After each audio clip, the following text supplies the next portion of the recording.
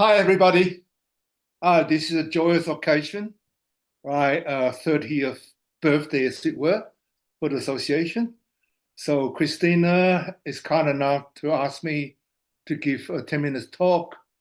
Uh, and I decided to talk about my Xinde.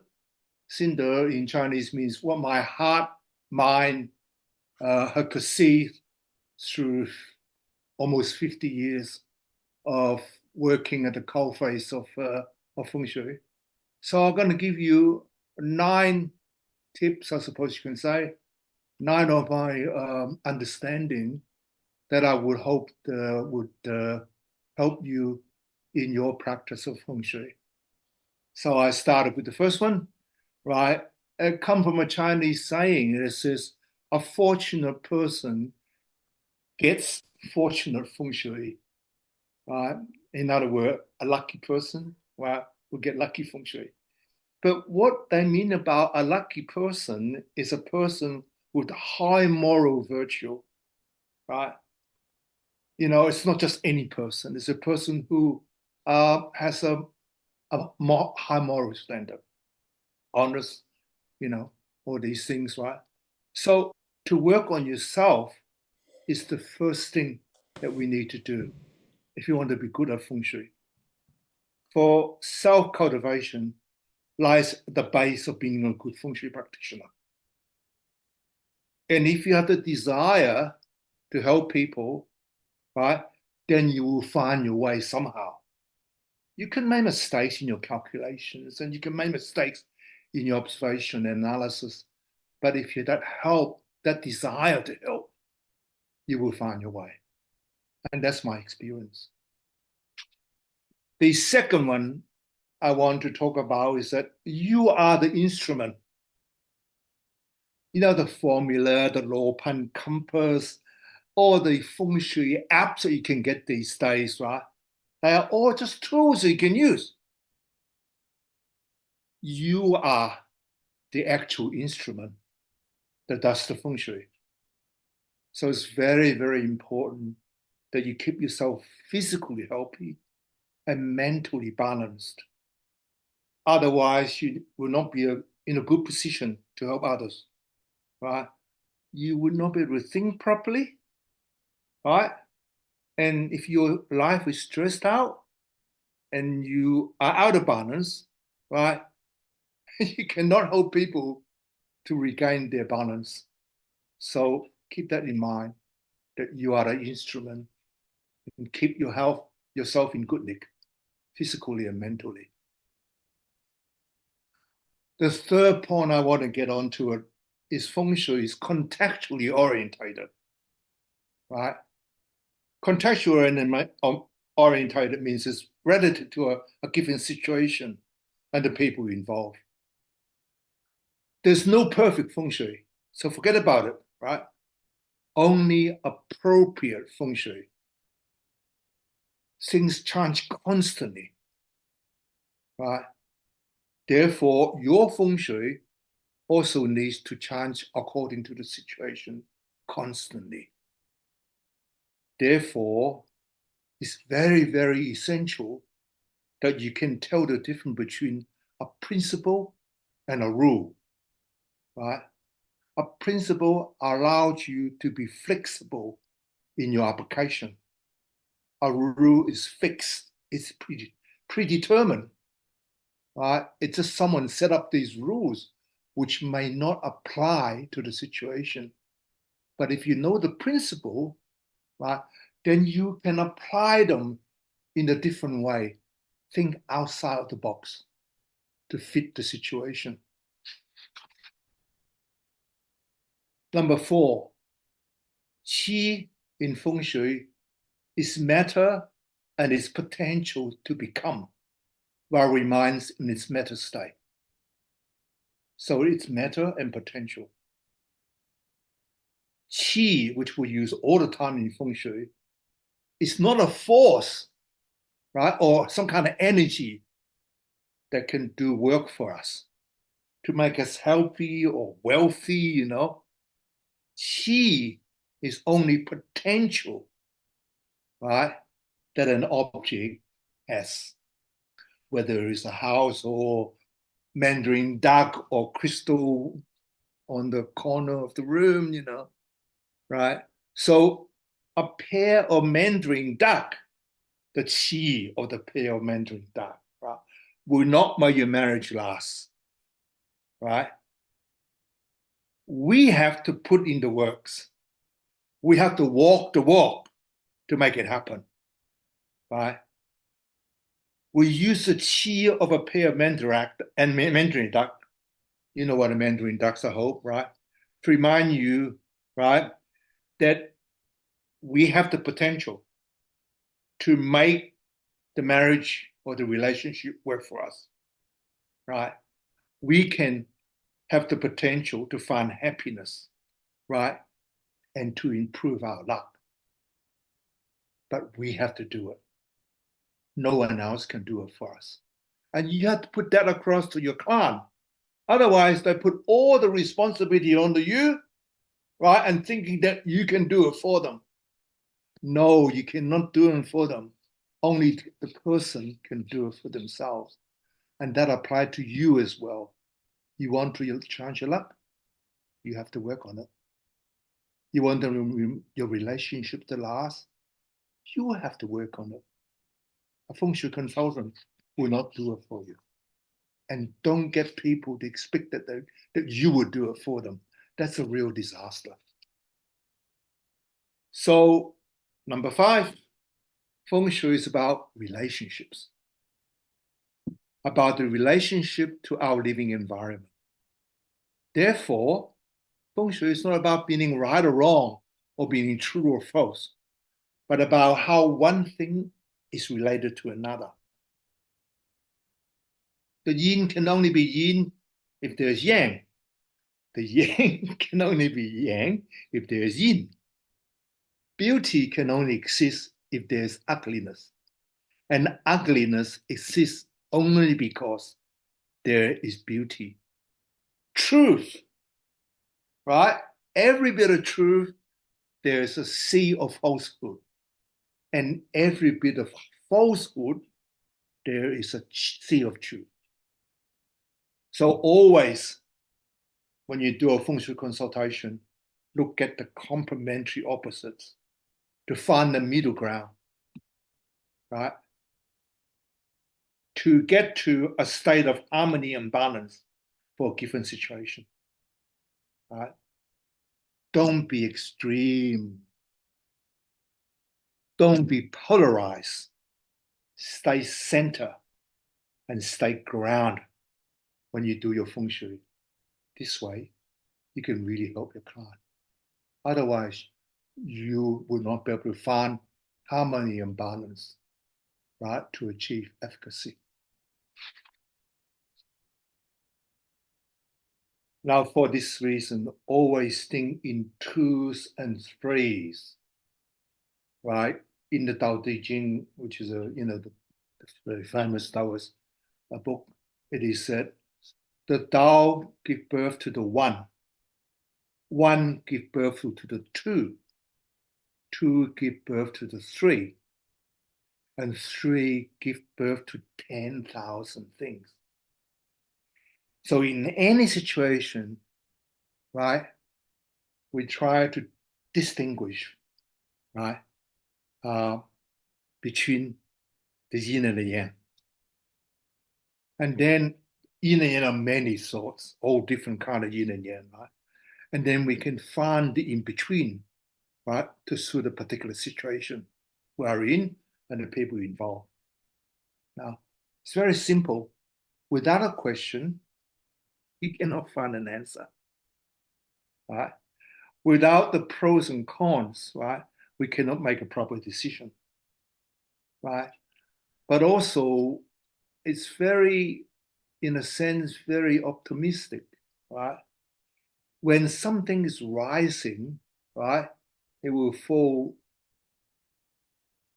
eventually.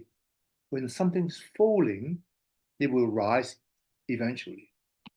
So that makes us optimistic, but in the same time, cautious.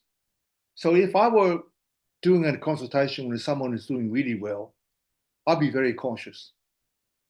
And if I am doing a consultation when someone is really down in the pits, I can be optimistic because I know eventually he or she will rise up again. Number seven, I want to talk a little bit about the difference between form school and compass school. Form school feng shui involve mainly causal thinking, logical, rational thinking. Right? We observe and we analyze what is available, what is possible to do, and what's the best way to do it. And we do this objectively, right? Where compass feng shui, right, is complementary opposite. Um, it involves many correlative thinking, right? Through correlations, like the north is correlated to the Kan trigram, and the Kan trigram is correlated to water, and water is correlated to some, many things, right? So through correlations, we can calculate, meditate, right? What is lucky and unlucky, or my mentor said it's better to translate as promising and not promising for the Chinese term "qishong."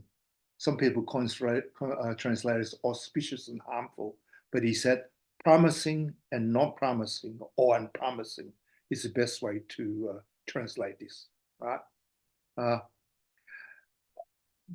The two ways of thinking in the two school of practice, right? Through them, we can find a balanced and harmonious solution to our worries and concerns, right? As my good friend Michael Patton said once, Paul Michaels only passed away this year, right? He said good feng shui is the nexus between rationality and emotion. So the compass school feng shui give us because we're through correlative thinking, we very often got emotional about it, subjective about it. And that allowed the emotion to come through in the consultation, allowing the irrationality to come through. Because I said earlier, without irrationality, there's no rationality. Without subjectivity, there's no objectivity. So your intuition is important, but intuition without objectivity is also half of the yin and yang. It's not a Tai Chi, not one, not all. Now, then I would like to talk about feng shui remedies. Right? Most feng shui remedies and tasks, for that matter, can be broken up into three parts: physical, psychological. Psychological can also mean mental, right? And transcendental, right? And some people translate as a spiritual. Now, physical is gross and can be handled in an objective and tangible way. Whereas transcendental, right, someone wants you to change their luck, keep their partner, hold their marriage together, bit more money, win a court case. All these things are not really in our control, right? It's transcendental in the sense that it's something that's intangible. It's got no form, right? So therefore, we had to handle it in a subjective and intangible way. The magical way, as it were. Chinese use the term "ling." Ling means flexible, magical, pliable. You got to get to it, but you don't get to it in a direct way. You get to do it indirect way, and you do it very subtly. And you work on people's belief system, work on how they see things, right? And then you give them new meanings, changing their attitude in order to change the way they see things and do things, right, to change the situation. It's not something physical. You can say, oh, move the table over there or the bed over here. Right? No. And that's why we using the Sanchai Qi in our methodology, because the Chinese interpret, right, the physical, the psychological, and the transcendental as earth, uh, human, and heaven. And it's the Sanchai Qi of earth, human, and heaven.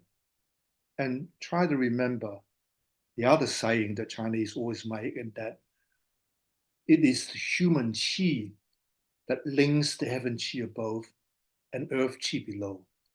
So always start your consultation with the human qi.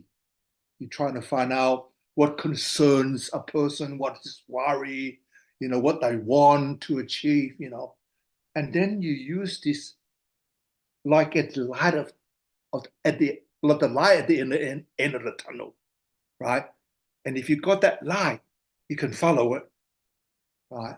And this is the methodology we made up over time, right? To go through a functional consultation systematically, right? And that's actually how we work in a functional consultation, right? We first look at the human layer, look at the yin yang of the human layer, human qi layer, right? Right? There's lots of, layers of human qi that we need to uh, construct, right, through asking questions, through looking at maybe looking at their baji, looking the way they walk, the way they talk, read between the lines, try to understand what they really want us to do, right? Then once you got an idea what they want you to do, you use that like the reference point, the light at the end of the tunnel, right? Then you go on to the earth chi, because earth chi is tangible, right? It's something is observable, it's quantifiable, right?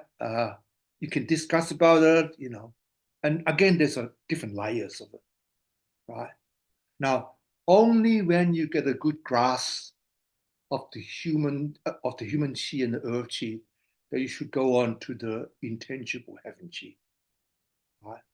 And then you got layers of these heaven chi. You do your flying star calculation. It says one thing. You do your bajai, eight mentions calculation, or if you're into qi men zhen jia, yun hong da gua, whatever you're into, yun hong liu fa, all these different compass methods, right? Now, and you got different layers, and they contradict with each other, right? They fight with each other. One says yes, that says no. And you got layer of these sanchai chi, right?